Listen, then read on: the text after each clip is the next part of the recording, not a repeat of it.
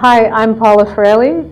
I'm speaking with Nell Merlino, founder and president of Count Me In, a not-for-profit organization that supports female business owners. We're joined by Howard Tullman, CEO and president of Tribeca Flashpoint. Welcome, Howard. I'm wondering if we can start it off by having both of you speak to what you might see as the differences between male and female leadership, qualities, styles. No. There are great things that men teach us about confidence and about risk-taking that women need to know more about. But I wouldn't know how to compare the leadership styles, honestly. I mean, maybe I could react to something that you're going to say about it. I don't know.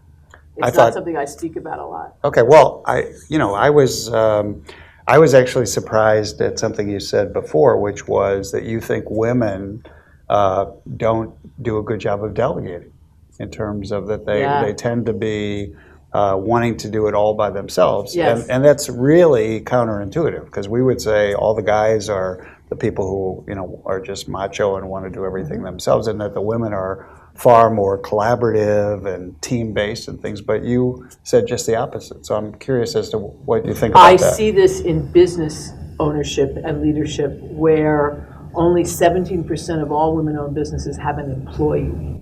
So there is that's across the country, and it's true globally. So I think there is a focus on creating a business that's small enough that they can take care of their family and manage their business. So this notion of not delegating comes from the home, where they're often doing everything. I think that's changing, but there was still an emphasis, particularly if you say a single mom, you're doing it all. So you take that behavior to a business, and if you don't break out of it, Babson College just came out with a study about a year ago. Women who hire someone in the first 6 months of their business being in existence are much more likely to get to $1 million. But so there are only 245,000 women in the United States who are at $1 million or more in revenue in business out of 10.5 million. So there is a reluctance, or it's kind of a chicken and egg thing. They keep thinking about, well, I have to wait till I have a certain amount of money to bring somebody on, but they think about hiring. It's worse than going to the dentist. They think about it like they're taking on another kid, as opposed to taking on another person that's going to help them generate more revenue. So I think it is a misunderstanding about what people in business can do for you, as opposed to it being a lot of people. I think men do this too. They hire people and then do their job because they haven't spent the time to explain to someone or to write down what it is that they actually want done. So that's where I see a lack of delegation. It is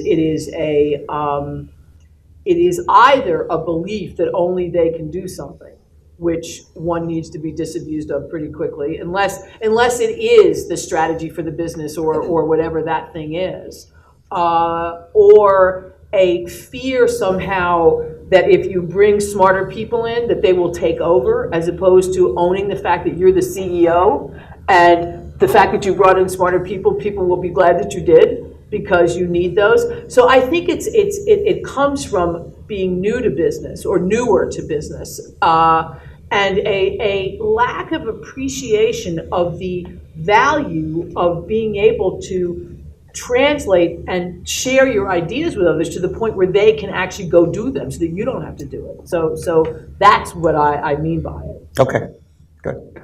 So the other question I was going to ask was about Sheryl Sandberg, Yes. Who famously is suggesting everybody lean in. Yes. And you have a different expression, and actually that's not my favorite expression of hers. My favorite, expression of hers is "don't leave before you leave," right? Yes. Which is, don't sort of compromise yourself. Don't settle for limitations and sort of barriers that aren't there, except as of your own making. So I'm just curious what your sort of step out of line, how does that fit into the context of what Sheryl's talking about? I have a great appreciation for what Cheryl's talking about. I've read all this stuff, people say, oh, well, she can say it because she's, a billionaire or whatever. I'm curious. There are so few women who have achieved that. How did she do it? So I've been very interested in what she has to say. Well, David is a stay-at-home husband. Well, yes, yeah. No, I actually think he runs. Well, he runs SurveyMonkey, but yeah. he does it from home. Okay, well, good. He's figured out where he likes to be. Right. No, but I think that is what this is about: is figuring out where you want to be and how you want to do things. And stepping out of line for me is how long are you going to wait? How long are you going to wait for someone to recognize your talents and your abilities? There's an awful lot of women wait, thinking that, gee, if I just do a good enough job, if I keep my head down and do, whatever it is, that's going to be the thing that distinguishes me. And, the world is full of millions of women that nobody's ever noticed. And I take some of what I've put out there that I've learned from, like, micro-enterprise programs in India, where the first week the women just learn to say their name because nobody's ever called them by their name. They've been somebody's mother, wife, sister, aunt, whatever, but no knowledge of their own name. So women understanding that they need to actually sell themselves in a way of explaining what they're good at and how they can be of value, or how they are of value, or what kind of leader they are. I think that's what she's talking about. That you cannot sit there and hope that someone notices. You got to make it so that people notice in a way that is appropriate for the situation, but one where you will get recognized for what you're doing. Well, for sure, when we just had a job fair, and these employers to a person said that they want our students to come on board and to be willing to do anything, but also to make sure that people notice them and notice their energy and their passion and their willingness to do anything. Because otherwise, they're just one of a whole bunch of folks, and they're pretty much interchangeable. Right. No, it's very true. One of the things we do in our programs at Count Me In, what women have to learn when they come in, is how to do a 2-minute pitch about their business. And most of them haven't spoken in front of a group since they did a book report in 6th grade. And every time, to the point you were making earlier, every time you open your mouth, you are selling yourself. So, or your talents, or your business, or whatever it is, in one way, shape, or form. So get it down, and because you can tell people what you want them to know about you. Right. You can, you really can, and I do think that is something women could learn more from men, because men have figured that out, that you got to say something, you got to explain it. This is who I am. This is what I did, or whatever. So that people know, because you size each other up in a different way. Women do it all secret, and it kind of doesn't work. Is there a handshake? Is there a cigarette? There's don't nothing. Tell it's us. kind of a look, Right. don't tell them, but it hasn't been right. working for us very well. So Right, whatever it is, exactly. we need to, that's where I think there are excellent examples. When guys walk into a room and say, I just did a thing over the weekend with a group of veterans, or a lot of men there, but a lot of women. And those male vets get up and they just explain everything that's happened. There wasn't a woman who's had those experiences who got up and did that. So we got lots of that sort of pitching and presenting yourself, as you heard me say, you're interviewing every day that you're in here, is an integral part of our education here for the 2 years. You guys get up all the time. You're always being forced to talk about the work you're making, the team you're on, et cetera. Mm-hmm. What other kinds of things, in terms of an education, to prepare women for these kinds of leadership roles? Do you have any other suggestions, thoughts about, from an educational standpoint, that are critical things that women need to learn? Things they need to learn, I think you got to look at existing women leaders. I think it is very important to follow women who are currently leading something, whether it is a country or a company or a movement. It's helpful to understand how they've done it or how they're doing it.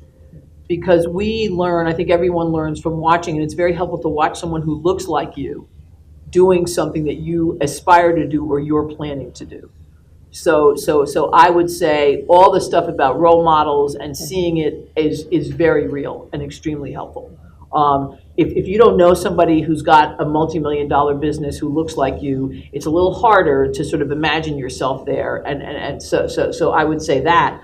The other I think key thing is understanding financials, money, where you want to go with the money, how that works, how that world works. If that's the world you want to be in, if you want to lead something, there's money involved almost always.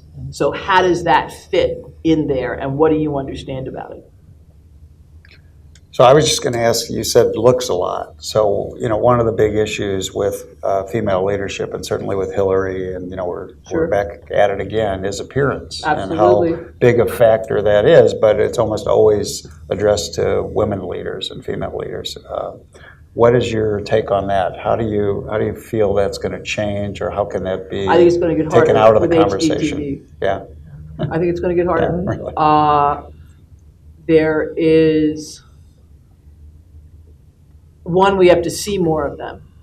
We see what's her name, Legrand, the head of the IMF, who's decided not to dye her hair. I mean, they're big questions.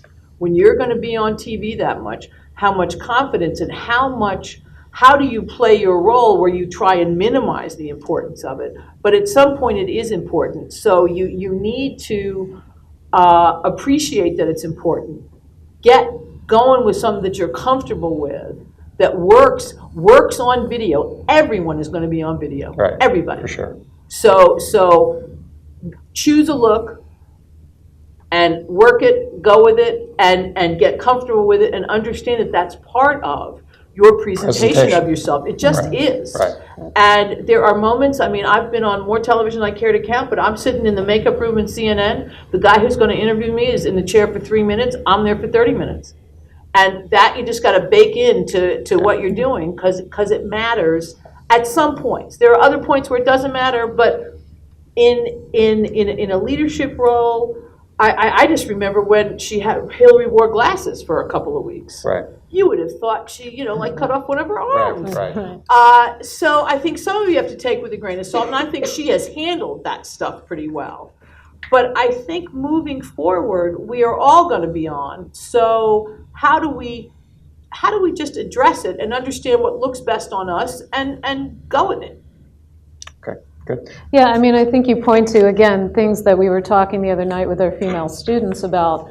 It's the internal sense of self. It's gauging how comfortable you are, knowing what the pressures are with where you sit on that spectrum. And it's about everything from the way you look to the way that you deliver yourself, to your style in so many different ways, your leadership style. But that it becomes about your meter's an internal meter. And along those lines, your work ethic is an internal work ethic. And one of the things, and this is a question I have for you, which is, we talk to them a lot about not gauging the job you're doing based on the external feedback you're getting, but rather where it comes from in here. Mm-hmm. Can you talk a little bit about that in women leadership? Well, but I think we all know when we've done a good job, or have a pretty strong sense of when we have. And we have choices then about whether we talk about that, or how do we document that. Who do we tell? How do we tell them? And also, how do you repeat the experience? If you know... How do you learn from it?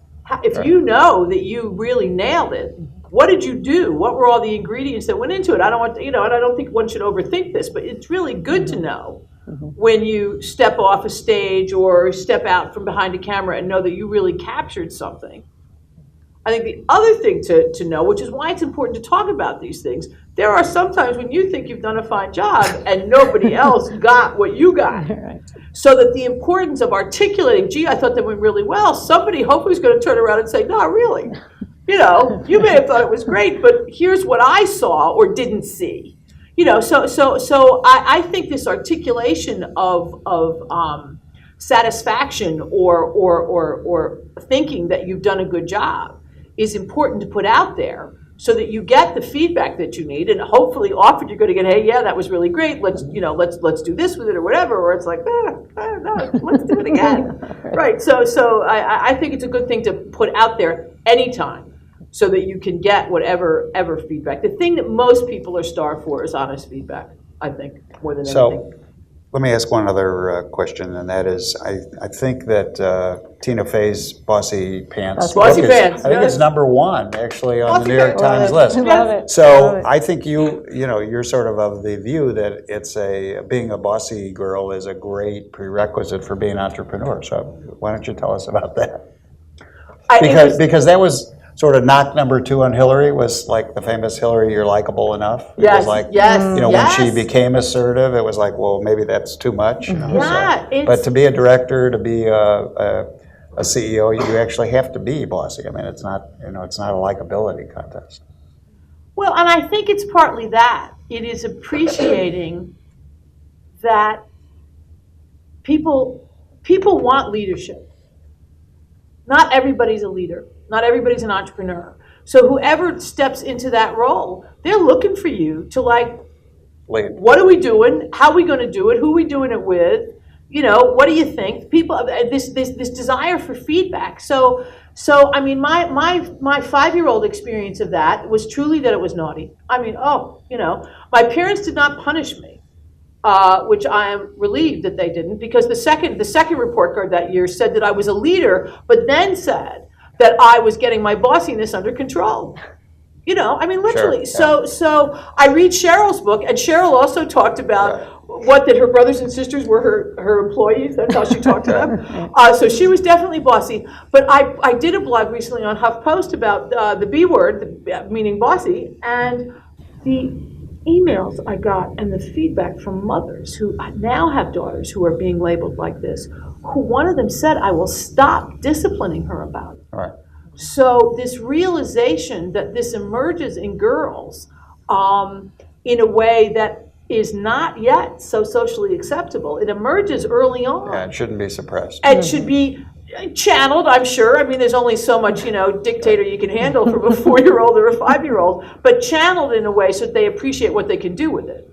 And it does turn out that a lot of the women I've met who were called bossy were the ringleaders in the neighborhood with the games and the bicycle rides and all that stuff. So, okay, the cruise directors, I mean, whatever they want to call us. But those are all fine things that we need in companies and, institutions. We need bossy people. Okay, yeah, I agree. That's really interesting.